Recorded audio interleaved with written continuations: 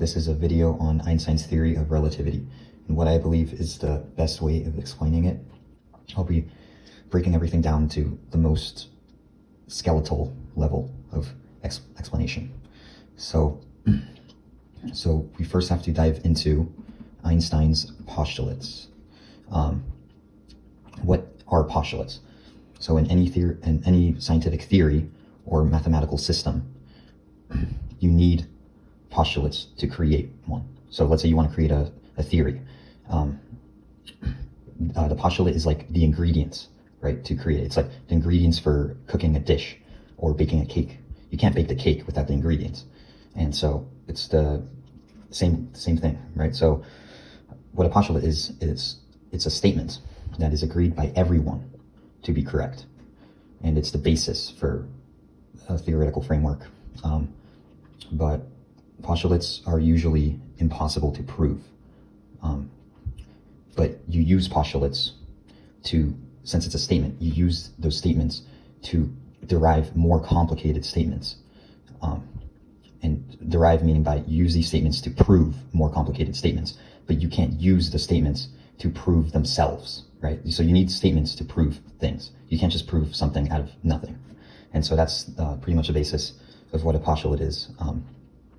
So for example, in Euclidean geometry, there is a postulate, so we'll just write this down as a section, that in a flat surface, and you have 2 points in this flat surface, if you have these 2 points, there will always be a line that can intersect these 2 points. And so postulates can be very sometimes intuitive and like intuitively true. And so that's why it's agreed upon to be true. But in reality, there's just no way to actually prove that it's true. And so, but with this, you can create more complicated theorems, such as the Pythagoras theorem, which is famous and is used in so many fields of science and mathematics. So yeah, just the basis is you need a postulate to create a theory, and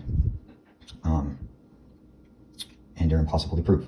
But some postulates, like this one specifically, can be justified, physically justified by an experiment.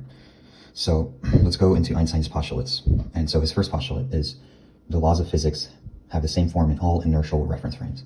Pretty much what that means is you can be in a car moving at a certain speed, or you can be at rest, and the laws of physics will still hold true for the person in the car and in the person at rest. Inertial reference frame simply means that the reference frame you're in exhibits a motion that is valid in Newtonian physics. So the second postulate is that the speed of light is invariant in all inertial reference frames. So this is very important, and this is what proves pretty much everything in special relativity. And so let's dive into this second postulate that Einstein created, or that postulated. Pretty much, we will first start with a situation where you're in a car. Someone's on a car, and then someone is at rest. Let's say this is a road, and you're at rest. You're watching him. And this person has some sort of toy gun and shoots a bullet in that direction. So from his perspective, let's ignore air resistance. He is in the car, and so him and the car are at rest within each other. But from his perspective, he shoots the bullet at a certain speed. We'll call it v sub v, and the bullet goes out at a certain speed. And so he'll see the bullet shoot out at that speed, while you, at rest, will see the bullet shoot out, but the bullet, from your perspective, is actually going much faster. You'll say that the bullet is going at the speed of the bullet plus the speed of the car. So you will see different speeds. But pretty much what Einstein postulated and was verified by experiment by this famous experiment called Michelson, I think that's how you pronounce it, and Morley experiment. So it has been validated that if you're in the car and instead of you shooting a gun, a toy gun, you shoot a laser. Instead of the bullet, it's a laser. And this is a light ray. And light ray, photon, light wave, whatever you'd like to call it, but it's light going out. Well, from the perspective of this person, he will see the light ray traveling at speed c, which is the speed of light, which is traveling at 3 times 10 to the 8 meters per second, or usually 2.99. So he will see the ray traveling at that speed. But for you who's at rest, you would assume that it's traveling at c plus the v, the velocity of the car. But that is not true. Instead, what you observe is that it's also traveling at speed c, the speed of light. So this is where everything starts, right?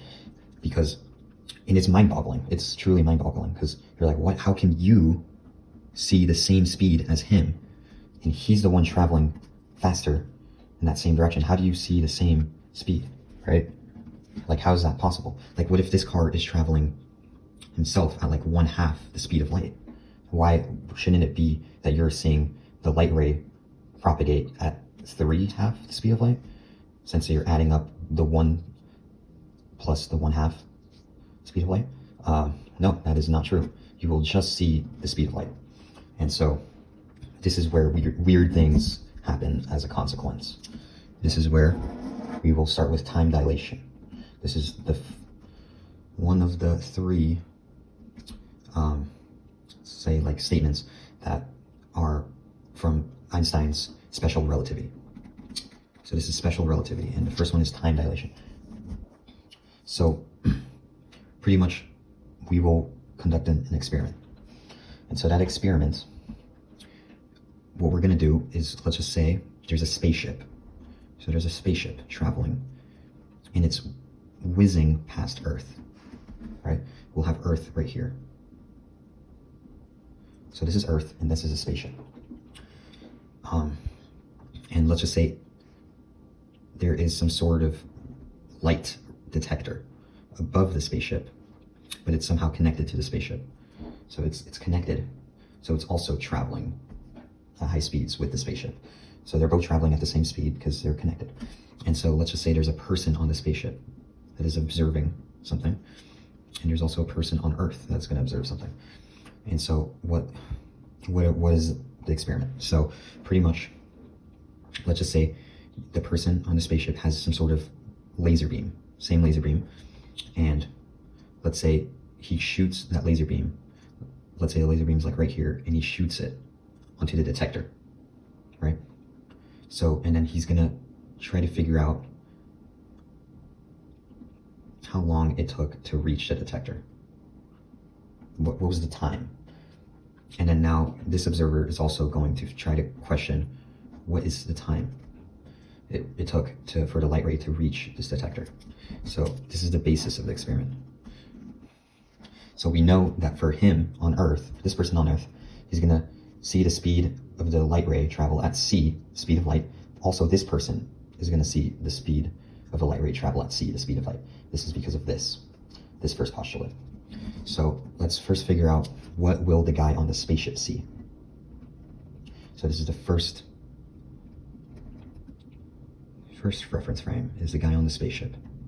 So he'll see that the beam travels from the spaceship all the way to the detector. And these are connected.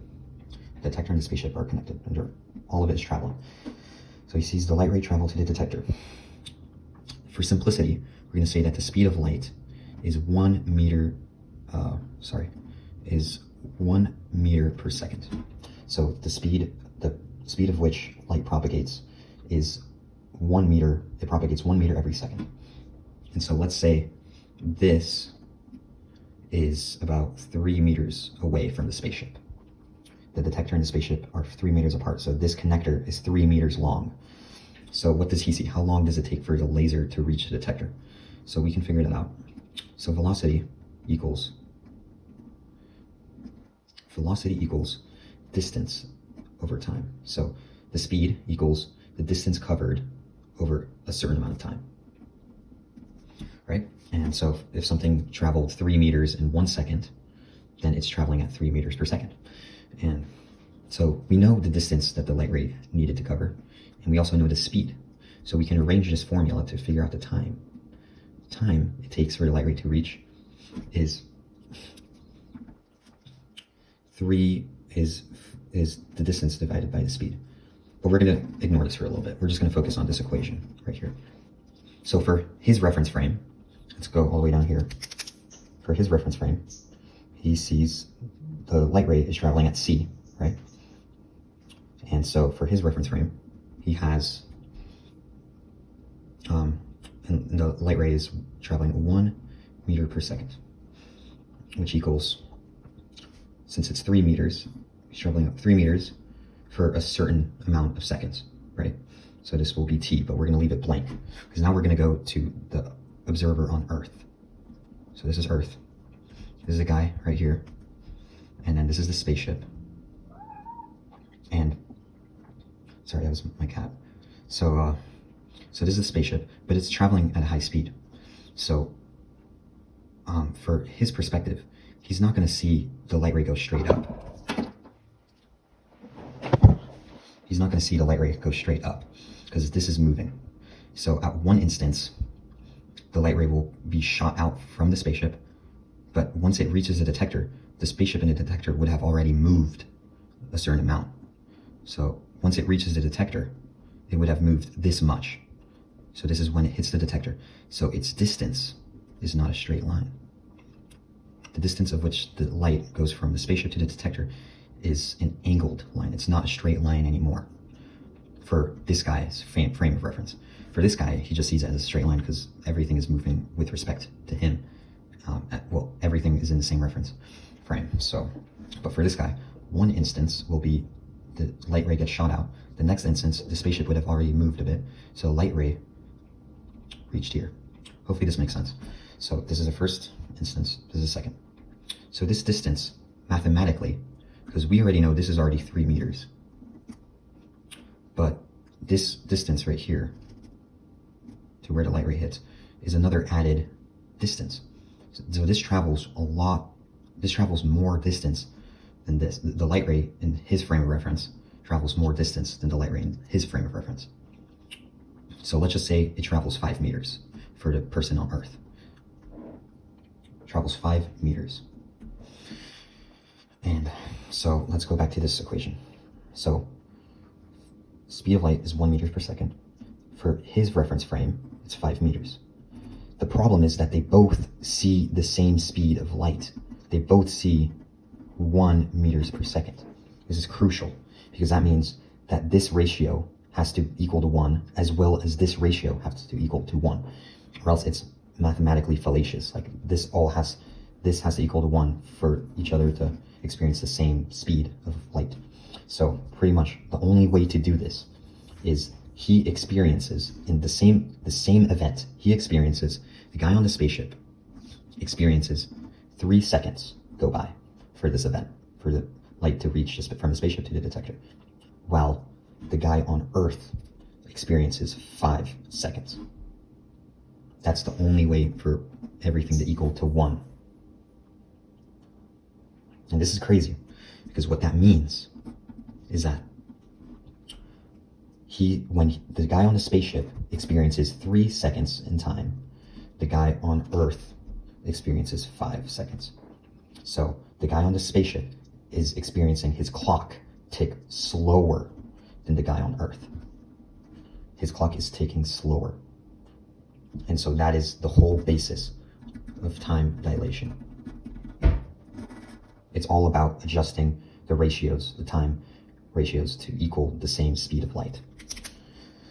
So this is crazy, right? So if you're traveling for a long time, traveling for years to another planet, and then you come back, you may have aged 4 years or something, while the people on Earth could have aged 20 years.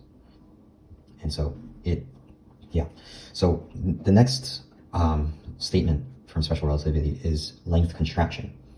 So I'm not going to go into it because pretty much what happens is not only this doesn't truly equal 3 seconds, it could be like 2.9, and then the length for the spaceship, or actually, sorry, so the ratios could be pretty much the length on the spaceship, his measurement, his ruler contracts a tiny bit, and it's kind of a little bit more complicated to explain. I just really like this explanation for time dilation. It's super intuitive, and anyone can really take a crack at understanding it. But let's just flip the page, because I'm going to just explain one last thing about time dilation. And so you may be asking, like, well, this just kind of seems like bogus. Like, why? Oh, postulates. This is like how, like, there's no evidence, or is there evidence of time dilation? So, well, there is evidence.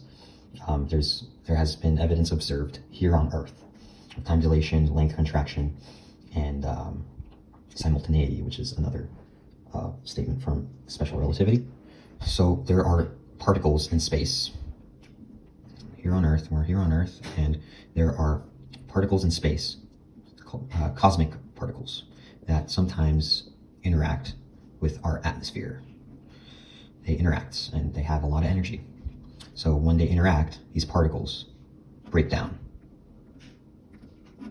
They break down into subatomic particles called muons. And these muons, what happens when they interact with our atmosphere is they start traveling directly down towards Earth's surface. And the thing about muons is that once they are quote unquote created, they have a life expectancy of 2 microseconds. They usually live for 2 microseconds and then they die. And so the issue is that we've calculated it, and they travel at very high speeds down to Earth's surface, at speeds close to the speed of light. And so, this should be written the other way around. They travel at speeds close to the speed of light. And so what happens is we've calculated it with our normal velocity calculations, and with their life expectancy, they should not be able to reach the Earth's surface. They should die before they reach the Earth's surface with this life expectancy. But we have observed many, many times that they don't, that they keep going and they hit Earth's surface. These muons hit the Earth's surface. So, and there's no explanation for it, except it is quality evidence of time dilation. Because what happens is, here on Earth, we're like, hey, these muons have a life expectancy, a lifespan of 2 microseconds. So this is a second symbol. They have a lifespan of 2 microseconds. Why are they hitting Earth? But for the muon, their clock is ticking slower. Since they're traveling at such high speeds, their clock is ticking slower than our clock. So what happens is, yes, they do have a lifespan of 2 microseconds, but what happens is every let's just say every microsecond that goes by, maybe 10 seconds go by for us. So what happens is they have a lifespan of 2 microseconds, but in our perspective, they actually have a lifespan of 20 seconds. So that's more than enough time to make it down to reach Earth's surface. They have more than enough time. But for them, for the muon, their life expectancy is actually 2 microseconds. Their clock is just ticking much slower than our clock. And that's why it's able to reach the Earth's surface before it dies out. And so we've done these calculations using time dilation equations, Einstein's equations, and we've gotten perfect results that explain this phenomenon. And So this is one really nice evidence of time dilation. Another one was an experiment conducted by us humans, is that the Earth was rotating and one person decided to go on a plane with an atomic clock, which is a clock that is extremely precise. And they went on a plane, and another person went on another plane the other direction. But since the Earth is rotating, they're experiencing different speeds with respect to Earth. And then they came back, and then their clocks, each plane, their clocks were off by a very small amount. Their clocks were off. Sorry, I'm trying to draw clocks. I'm very bad at drawing, but their clocks were off, and they used the time dilation calculations, and they got the exact same answer as the deviation of the clock. The deviation of the clock was the exact same as calculated by Einstein's calculations. So it has been proven there's been many other experiments done and evidence, so it has been proven many and many times. Anyways, that's all I wanted to explain to you guys today. I think we have covered everything I wanted to cover.